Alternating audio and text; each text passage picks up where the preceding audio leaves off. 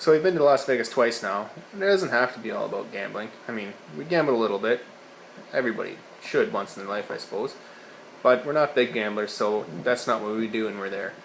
And it is a fairly pricey place to be, but you can do it on a budget. Both times we stayed at the Quad, which is formerly known as the Imperial Palace.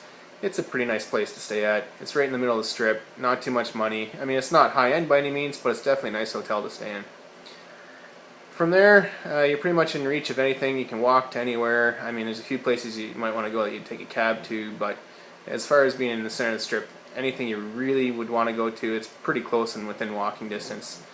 We definitely did go to the Blue Man Group at the Venetian, and I really enjoyed that. We had a bit of a bad experience with one of the other patrons, but they were really good there, and when we had this altercation with one of the other patrons, they actually moved us immediately, and they even gave us a booklet for the show that we hadn't purchased before, and really treated us very nice. I was really happy with the way they treated us there. We also went to the Peep Show with Holly Madison at Planet Hollywood. That was a really good show. I mean, if you're not into that kind of stuff, I suggest you don't go, but there really was nothing there. It is 18 plus, but other than that, I really enjoyed it. One thing I do suggest, though, is that you go to the Champagne Brunch at the Bellagio.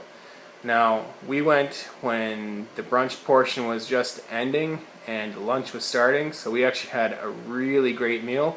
We started our morning with it was pancakes and sausage, and ended our meal with lobster and crab. It was one heck of a meal, and I really did enjoy it.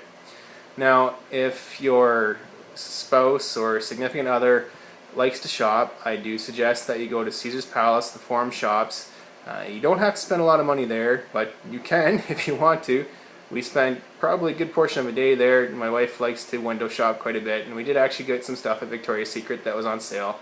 If you like this kind of stuff, I suggest you go there. Now, the second time we went definitely was for our stag and stagette, and we went with a couple of our closest friends and had such a great time.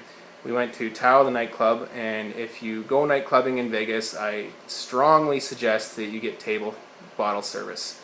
We did this and had one heck of a time. We skipped the line, went straight in. We basically were there from open to close, and I mean, if you didn't have too many people, it might be pretty pricey for the bottle, but I still suggest you do it because it is definitely worth it. You didn't have to wait for your alcohol sitting at the bar.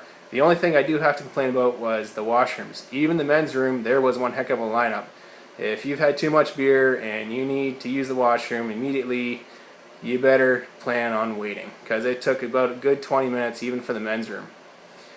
Other than that, I did get very lucky in Vegas the first time we were there. I won $200 on 4 twos at the video poker machine.